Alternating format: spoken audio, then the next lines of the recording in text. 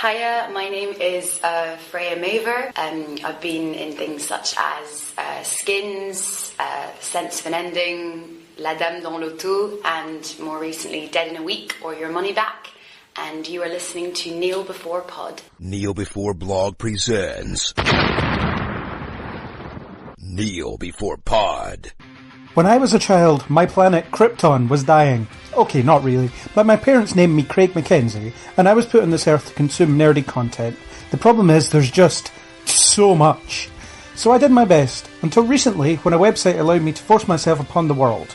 To most people, I'm a giant nerd who watches too much TV, but in secret, I'm an even bigger nerd who watches even more TV. I do this to talk about it and protect the masses from potentially bad content. This is Kneel Before Pod. So, returning from his extended stay on Argo, I don't know why he went there, he doesn't know anyone. That must have been a really weird stay. But it's Chris. Hello. How was your holiday in Argo? Do you know what? It was surprisingly nice. I thought, do you know what? I've been everywhere else, so why not Argo? And you should go to Argo too. Why though? I don't know anyone. I've just been paid by the Argo Tourist Board to say that. The Argo Tourist Board.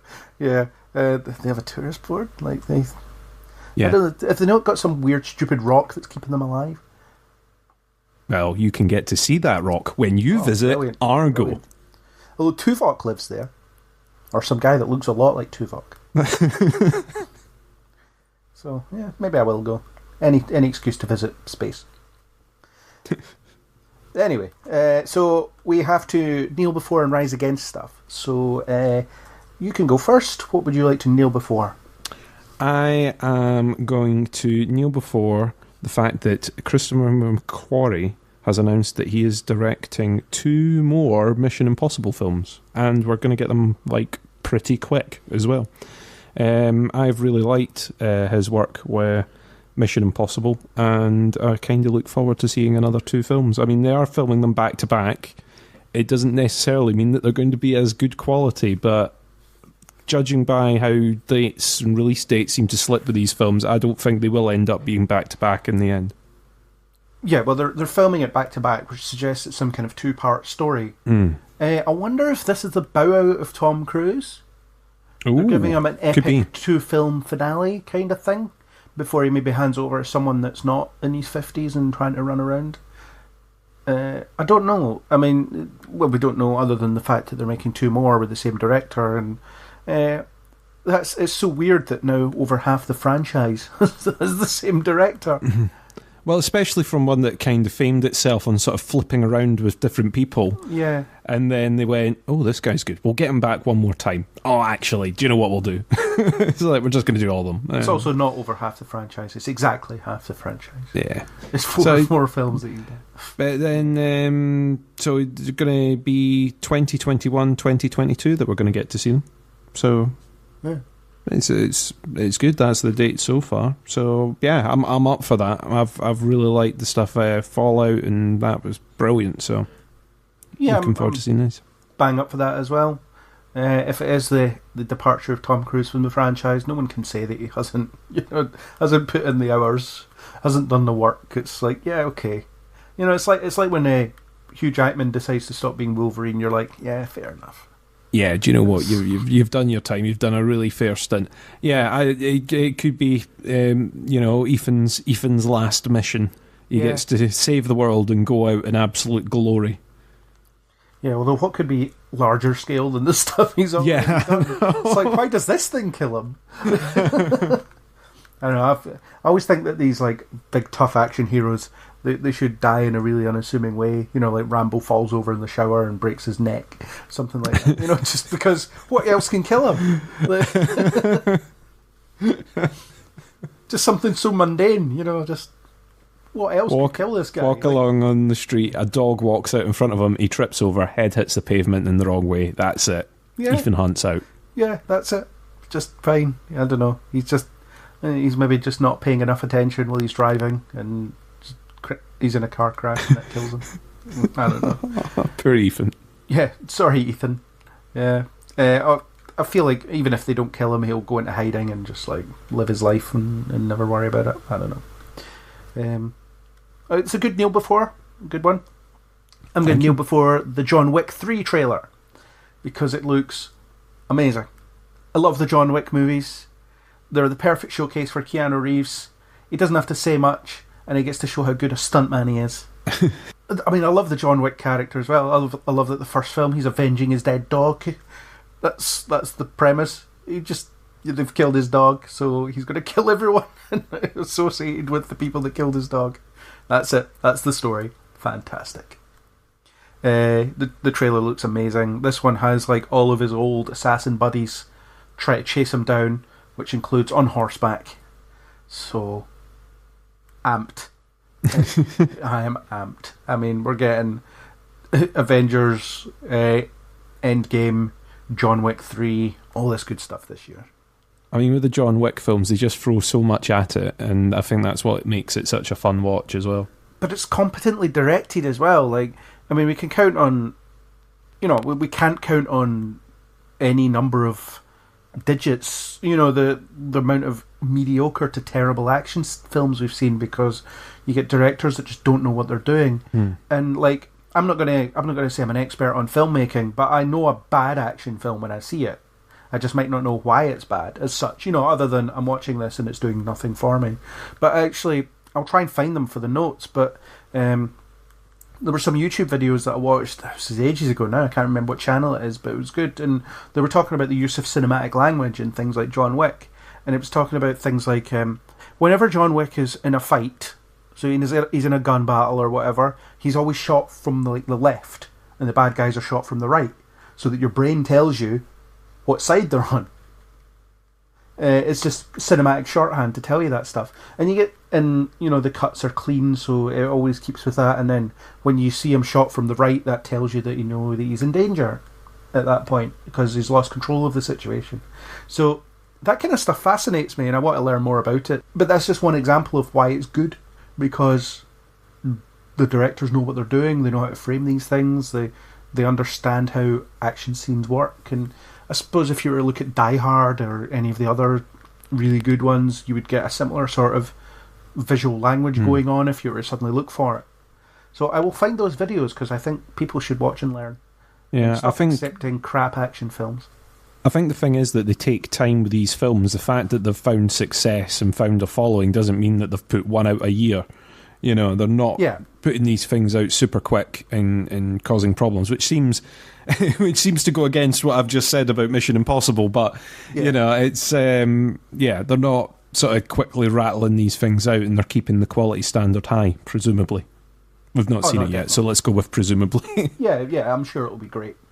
I'm going to put a stamp on it now. It's going to be. Oh, it gets the official Kneel Before Pod seal of approval. It does. Can we superimpose the seal of approval in here? I'll play get the noise of the seal of approval, please. Yeah, I could play like a big metallic stamping sound effect. Yeah, or even just a normal stamp sound effect. Depends what. I was thinking a seal, but anyway.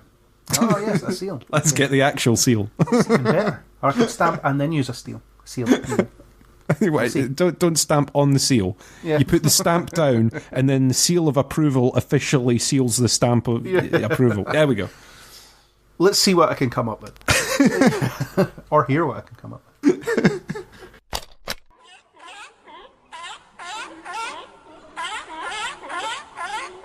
Cool. Let's move on to Rising Against. What are you not liking this week?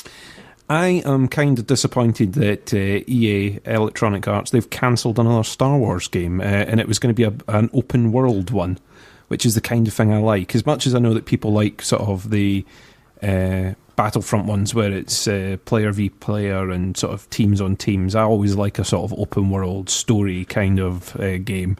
And it was. We didn't know that much about it, to be honest, but it was an open world title. It was codenamed Orca. Okay. Not Space Orca, not anything like that. It was just called Orca. Mm-hmm. The rumours are that it was based on a sort of a smuggling game, a sort of little rebellious smuggling game that was going to be made by another publisher previously. But EA have pulled it because they're going to work on a smaller scale Star Wars game. So it either means that we're going to get another online multiplayer stab each other with lightsabers game or something along those lines by the sounds of it. Yeah. I don't know. I did read about this, although there is another Star Wars game coming out this year called Fallen Order or something like that. And I thought it was that. So, I guess there's just a bit of overlap when it comes to Star Wars stuff. Yeah, this was apparently getting ready for a 2020 release date, this one. So it was the early phases. Yeah. Interesting. Maybe they tried to bite off more than they can chew. Maybe there's stuff that they can salvage for the smaller scale game. I don't know. Maybe the scope will just be slightly smaller for it. But I think they've struggled a lot to put Star Wars into video games. So I would like to see a new one, an up to date one. They've struggled in some cases, but they've also done really well. I mean, Lucasfilm or LucasArts, when they existed, were making some really good stuff. I don't know. I don't remember most of them, but there's things like Knights of the Old Republic. Everyone loves them. Mm-hmm. I'm guessing this wasn't another Knights of the Old Republic. Maybe it was. I suppose they would make good stuff back in the day. I remember spending hours on an X-Wing fighter game that they made, and I think there was a thing called Droidworks that I had when I was younger as well, which was a lot of fun. Epsilon Run Racer in the N64. That was quite something. Yeah, Star Wars games. I like a good Star Wars game. So I'm going to rise against something that I don't even hate that much. I watched the first episode of the rebooted Roswell TV series it's on the CW, because of course it is. I don't know if you ever watched the original Roswell TV series. No, I haven't. I watched it back in the day. It was fine. It's not, it didn't set the earth on fire with how good it was, and I don't know, it had enough of a fan base to sustain it through its 3 seasons, I suppose. But the reboot is just, it's also kind of fine, and it's left me wondering why they're making it. Because it has a lot of the same beats that the original one does. So the first episode is, like Liz, one of the lead characters named Liz, she gets shot, and Max, who's an alien, heals her because that's one of his alien powers. And then she finds out that he's an alien, and then they embark upon a will they, won't they romance for a period of time. So the original show, they were teenagers, so they were at high school. This one, they're like in their 20s. Liz is like a scientist, which is kind of what she was in the first one anyway. And she's Latina now, which, the CW's got to hit that diversity quota. I'm not saying that's a bad thing, but I'm saying that, if you watch enough CW shows, which we both do, you start to notice these little things that they keep doing. You've got the mixed race character, you have the gay character, you have, and so on. It seems that that's what they're doing on all their shows, and I don't know if that's always the best thing to do, because you might just be making a superficial point about the thing that you're making a point about. I don't know, but I watched the episode and I was reasonably entertained by it, but I was also kind of lukewarm on it. And I'm like, okay, you're updating this, in theory, try to bring it to a new audience. I watched the first episode of Charmed, and it's like you're trying to do something different with it. I can see that, but like with Roswell, it doesn't seem like they're doing much different other than the characters are now the same age as the actors playing them, as opposed to pretending to be 10 years younger. So yeah, that's me.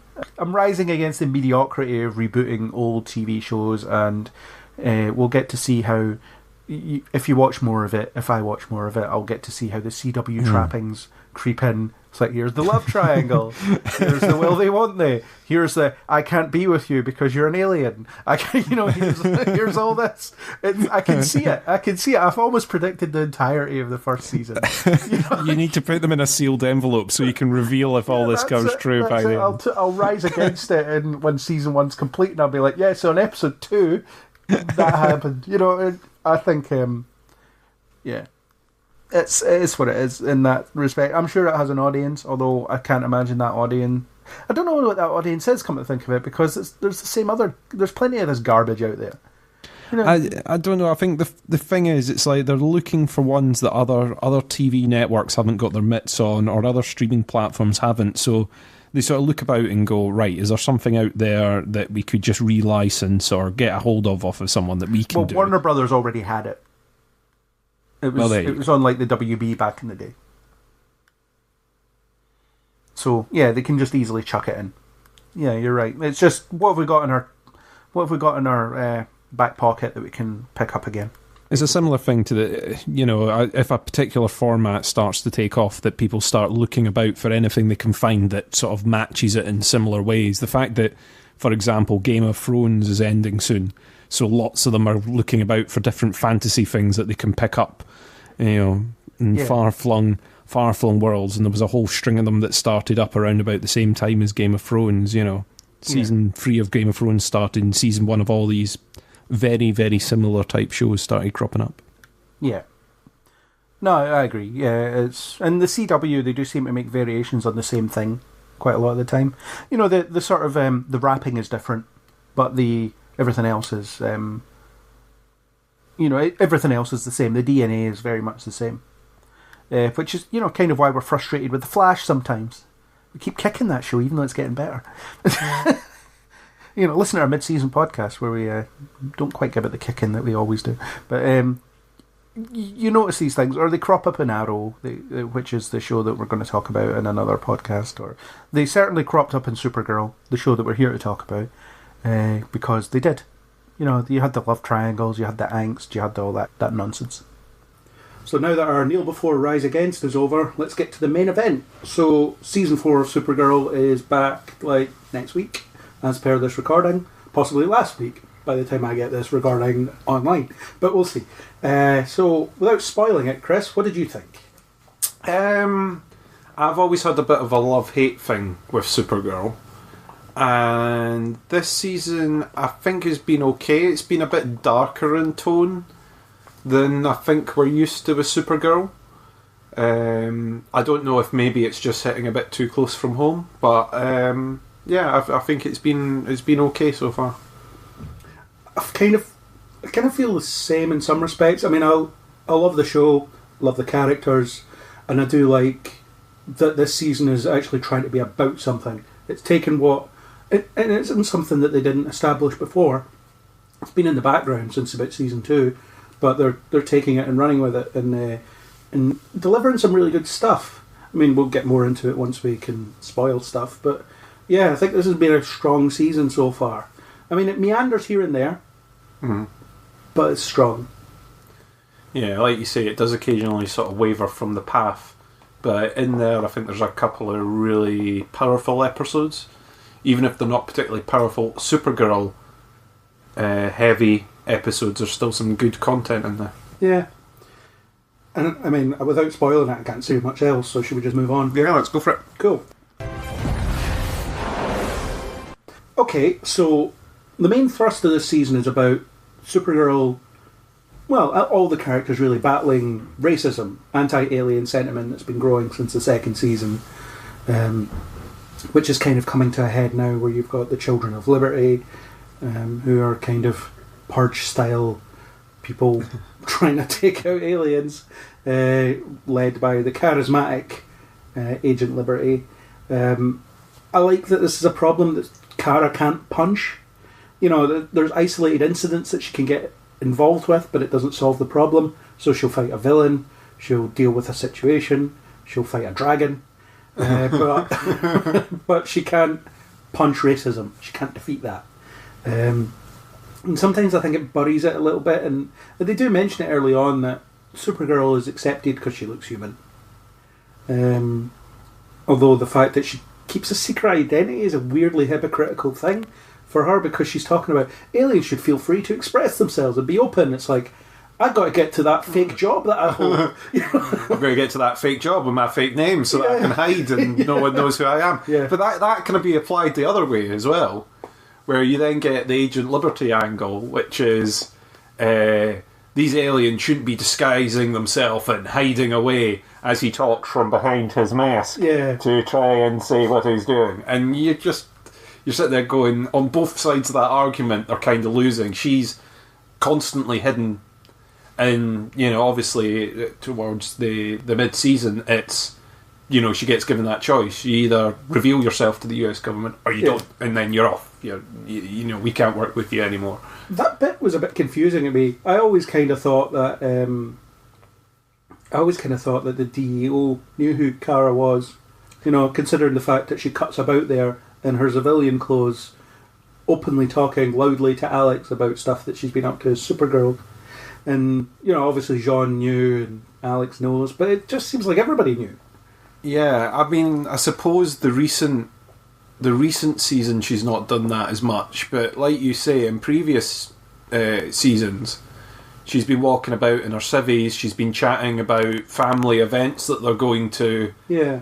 So, yeah, is there an agent at the DEO that doesn't know who Supergirl actually is? And in fact, I think her name's just shouted out constantly anyway. Yeah. So you would think that it would be sort of common knowledge, and I don't get why the government are like, oh, we want to do it and we want to make your name public, because you would think like a government agency, even in the current day and in this universe, has agents that go under different names that you would never find out what their real name is. Yeah. So why could she not, you know, have a fake name or a fake alias or something that Yeah, like undercover agents, defectors, things like that. Yeah. They won't be well known to the public, or known at all to the public. So it could be, your identity won't leave these four walls. Fine. And then she can't really have an objection to that. Yeah, and there'd be the inevitable leak. But I suppose at the same time, they've also had Superman cutting about for years in this world. So how does that work? You know, do they know who he is, but they've just not revealed it at this point? I mean, it's like I'm trying to work out the context of it. When they were arguing it seemed like such a big deal. So I was like, why is this now an issue? There's also the easy answer is, I don't have a secret identity. She could say that. I mean, how do they prove it? And it can't be that difficult to figure out. Like, there's a lot of overlap in the circles of friends. So it's like, I see Alex Danvers talking to these two reasonably identical looking women. Yeah. Both called Kara. Yeah, and which Kara are you talking about? I mean, the one that you know about, obviously, not the other Kara. I mean, you've got the general who's been sort of parachuted into the DEO, and you'd even think that she would know Kara's identity, or have worked it out. Yeah. Or maybe even be in files in the DEO, you would suspect. Well, remember there was the hologram of her mother that they had in the basement. You know, that's probably says, "Hi, Kara," every time you switch it on. Sup, Kara? So, like, yeah. So stop giving away my identity, it's a bit Mum. weird, and maybe they will answer that question, or maybe it's just something we're supposed to accept. Yeah, she's not well known. Yeah. You know, it was only Jean and Alex that knew, and everyone else just wasn't paying attention. I think some of the bits where it has been playing its strongest is, like you say, the fact that it's this public outcry, public resentment that she's trying to fight against, rather than, you know, an individual bad guy a week. And even if you take Agent Liberty out the picture, the idea in the public's mind is out there and has just gone wildly out of control. Well, the episode Bunker Hill, the title is so obvious. You know, it's like it's a victory that isn't actually a victory, because it proves to be more damaging than if they'd been defeated. That's the historical footnote that they give you. But yeah, the idea is, I keep wanting to call him Davis because that was his name in Smallville. What's his name? Ben. Ben Lockwood. He gets arrested because, fair enough, criminal. Everyone knows he's Agent Liberty, but he's just been martyred. Everyone knows the face of Agent Liberty. Oh my God, he's one of us. He's been tossed aside because he is... He shares my views. Yeah, he's been tossed aside because he shares my views. Everyone who was rallied against him is now more committed to rally behind him. I meant behind him, not against him. So, yeah, the situation is now worse. And what you'll have is you'll have a bunch of copycats, you'll have people trying to get in his stead. The organisation will gain more traction. I presume his trial will be very, very public. It'll be one of those trials where he uses it to try and get his point across. I'm talking like Baltar in Battlestar Galactica. Yeah, exactly. You know, where he writes his memoirs from prison that people read, and his day in court is a political opportunity to get his views across. frame this narrative in such a way that makes him look like a hero that's being persecuted, and that'll be it. And Call all the witnesses that he wants himself. Yeah. To basically put his view over in the best way, try and trip people up. And his methodology is a bit weird in terms of I want to prove aliens are dangerous by like brainwashing aliens to be more dangerous. Yeah, it's I know that this is going to cause tons of damage, but this damage will be good in the end. I'm angry because I lost my house and it wasn't covered. So what I'm going to do is I'm going to destroy lots of people's houses so that they're all as peeved off as I am, Yeah. I don't know, it's like if everyone sees it from my point of view because they're now in the exact same boat, then... and I think the bit that kind of showed how powerful that can become is the type of people that were turning to his side. So it goes to like a very suburban neighbourhood. Yeah. And you've got like the single mums and the family man dads going about hunting aliens. It's not just the occasional nutter, the occasional street thug. It's everyday people that you wouldn't expect to suddenly be outraged. Yeah, and that's what Kara's most disgusted by, because it's like, oh, all these people, these are just normal people. These are the people I fight for. These are the people I've always fought for. But like, you can also almost see the point. We've had annual alien invasions. It's somewhat dangerous. Or certain aliens are dangerous. Although, I don't think they're quite clear on the refugee issue. Are they alien refugees? Or, is there only pockets of them? But it seems like the population's quite huge. Well, it seems so very which is spread, it? And... Is it Chinatown in New York? Or is it people coming over the Channel Tunnel? You don't get the impression... or at least you've not seen it so far as being like a worldwide issue. It seems like an America issue, and it seems to be sort of around about that belt, but not all across the world people are protesting about... Now maybe that's what they're going to escalate it to. I mean, once that kind of thought spreads, I'm sure we're going to end up talking about it, but it's kind of hitting very close to things that are going on in America today, things that are going on in Europe and the UK today. It seems to be basically going full blown for that. So maybe they will go down the line and go, right, it's more than a American problem, it's more than a city problem, it's a huge world issue. And I don't know, maybe the fact that Clark is going to be off the board as well. I mean, I know that wasn't really a Supergirl reveal, that was in Elseworlds. I think they did it, but... It was in the Supergirl Elseworlds episode, but... basically him saying, I'm going to be off for a bit. So, like, the guy that's been, I suppose, the figurehead up until this point of aliens on Earth is about to disappear, or has disappeared. Yeah. And isn't there to go, whoa, whoa, whoa, whoa, whoa. Simmer down.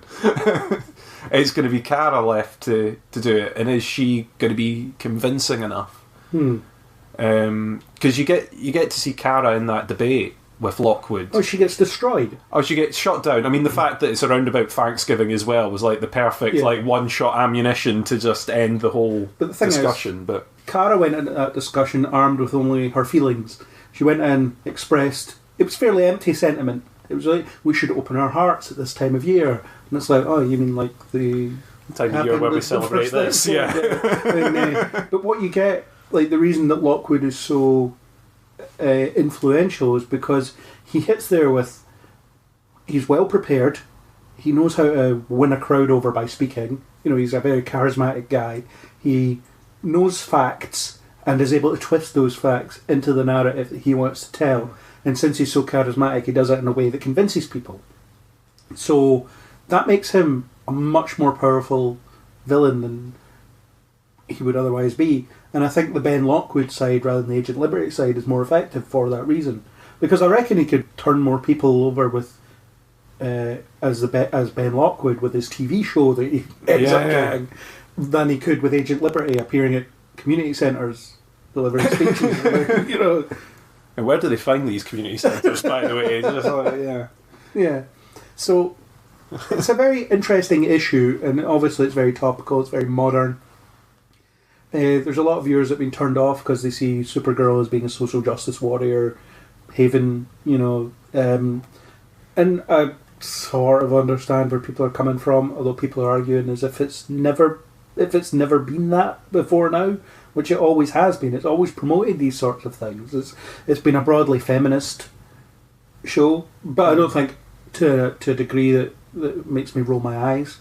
You know, it's not the type of feminism that disparages men, for example. It's, you know, all the characters are effectively created equal. Yeah, I mean, they've covered a lot of issues on the programme. Sometimes some more subtly than others. But this isn't new. I think it's just more in your face in this season than potentially it's been in the past. And that might be what's riling some people. It's also the fact that it's filling up every episode, which means that there's kind of a lack of variety. Yeah, I think so. But at the same time, if it had been another powerful Kryptonian arrives on Earth bent on destroying it for no apparent reason, or an ongoing alien invasion plot or whatever, I think we would have the opposite complaint. Yeah. We'd go, where's the human angle, where's the person on the ground angle, which I think this is covering slightly more, especially when you get the episode going into sort of Lockwood's backstory, and sort of seeing how his views are twisted. I mean, they don't quite go as far as going, well, you would think this too if you were him, but they heavily hint at this guy started out being completely, anyone can come here, anyone should be able to be here, to ranting in a lecture hall. Yeah. You know, basically starting to spew propaganda. And that's when he started up his Agent Liberty. And I think that episode, things moved a little bit too quickly. You know, it skips over a lot of time. But I did quite like oh look, here he's in the background of this episode sort of thing. And, you know, they managed to cover up either... episodes like that are good for covering up that Melissa Benoist is either filming the crossover, where she needs time out to do that, or she's on Broadway. Two things needed extra time for her, but and some of that was when she was in her anti-kryptonite suit, when the atmosphere was briefly irradiated. Very, very, very briefly. It's like, oh no, nanites, that'll do. I was like, ta-da, all done. That kind of peeved me off, because I was like, oh, this is a massive problem. Like, they used this to spread lead, and it lasted in the atmosphere for years and years and years. Oh my god, how are they going to get out of this? She's going to be in that suit for a number of episodes now. It was like, no, this is a one episode and done deal. You know, we've done the magic, we've hit the button, we've fired a number of nanites into the sky, and that was enough. Yeah, that's the whole world. The whole world has been cleansed. Yeah, it all happened within a period of about 5-10 minutes. It's all done. They are some fast travelling nanites. My God. Yeah. Also, I really hated how Kara behaved in that episode, because it was like I want to go into action. It's like, no, it's too dangerous. We'll handle it. And then she does it anyway, and ends up making the situation worse, and ends up almost getting herself killed. And it's like, no. I get that you're a hero, but you're supposed to have learned that sometimes it's good to step away and let other people do it, because, you know, you've learned this before, so why are you suddenly doing this now? Like, get a grip. Yeah, it's one of those ones that I talk about all the time where they just write people to be stupid because they need them to walk into disaster at that point. They need the conflict at that point. Self-righteous and self-sacrificing and all the selves. It needs to be all the selves. So that was a bit weak. We have a kind of truncated podcast today because we have no time. Yeah. So, I mean, we'll be coming back at end of season anyway, and we'll touch on all of this stuff. We'll go into more detail at the end of the season on everything. So consider this as a bit of a tease for our end of season podcast. So journalism has come back into our life in a big way, and I think they've done okay with it in some respects, badly in others. Introduction of Nia has been quite good. It's like, oh my god, you're me in season 1. You know? And they did that without making her really annoying. Yeah, I mean, I quite like her introduction. She did get sort of welcomed into the family and welcomed into the fold, like, ridiculously quickly. But I suppose she was sort of paired up with Kara for a little bit. Yeah, and then there was the whole issue of... Well, it's not an issue, but the character's transgender, but also an alien. So, like, was it all the women in her family have dream-walking powers or dream powers? But she's not originally a woman. So I get the statement that they're probably trying to make through that. Yeah. Which I guess what it is. What's the idea? What you feel you are, your body then takes the weight of it. So that's how it works. Obviously, alien physiology instead of human physiology, but they're making that's the message that they're making through that. Yeah, and then she understands the persecution that aliens will face because of the whole transgender thing as well. Her team up with or her interactions with Brainy are quite funny. It was I thought you were going to call me. It's like, no, you told me to find you. I did that. Yeah, I found out everything about you in great detail. Yeah, but I didn't call you. I mean, like their initial meeting in the pizza shop, I think was just done really, really well. Yeah. And Brainy's reaction to the way that happened, it wasn't the glitch, it was sort of the hack of the... I keep forgetting the name of the device. The image inducers. Image inducer, there we go. The hack of the image inducers. I think that was really neatly done. Her reaction of basically stepping in front and going, "You're not... Yeah. This isn't the way to stop." And I liked that sort of put her character right there, and you go, oh, she is key. She is willing to defend. She's not just going to stand back in the background and be... Yeah. And shirk away. She finally stepped forward, and I thought that sort of said a lot about the character in that introduction. And like you say, they've been quite fun the way they've been playing about with I'm going to call it a romance, but it's not your conventional romance in any way like that. Although the episode where she masters her powers, it was like, okay, I'm having these dreams, I don't understand them, to I can predict when this is going to hit you. And it's like... give it a couple of weeks. Like let the development happen gradually. Yeah, the realization that a couple of things that you've been dreaming about actually happen, and then maybe you learn to focus it a little bit more on what you want to see happen, or what you're wanting to predict, and then So in terms of the journalism, though, it's given Kara a different perspective on things, and she's actually doing her job, which is good. But there was the one that struck out at me was the episode where she interviewed that alien healer dude, and then suddenly it was like, oh yeah, he's not all he's cracked up to be. He has a child that's illegitimate, but it turns out it's the mother that kept her away, and it's like, and she finds out all this stuff. So it's like it's the first interview he's done in 20 years. He's so mysterious, and then she finds out all this stuff with a 5-minute Google search, and it's like, did you not research this guy before you interviewed him? Did you do what I do and went in and winged it? No, I prepare for my interviews, but. I present you the hat of questions. Pull out any of the questions that you like out of this hat. But it made no sense. It was like it should at least have been difficult information to find. Yeah, the fact that she then basically went and Googled it and figured the whole thing out from there. You're like, well, yeah, there would have been some prep involved before you do this. Surely the fact that she got invited to do this interview would mean that she would put a lot of effort into it. It's not, if he's not being interviewed every 5 minutes... Yeah. You go and make sure that you're going to do the best interview he's had in 20 years. Yeah. In theory, it's Kara learning the lesson about how she has to consider her stories from all angles before making any assumptions. Because, she makes a snap judgment about this guy, assuming that he's a saint when he isn't. And, or maybe he was. I mean, she just assumed that, everything was taken at face value and it wasn't. And that's dangerous. But she's been doing the job for 2 years. So, like, you'd think she would have had to learn that by now.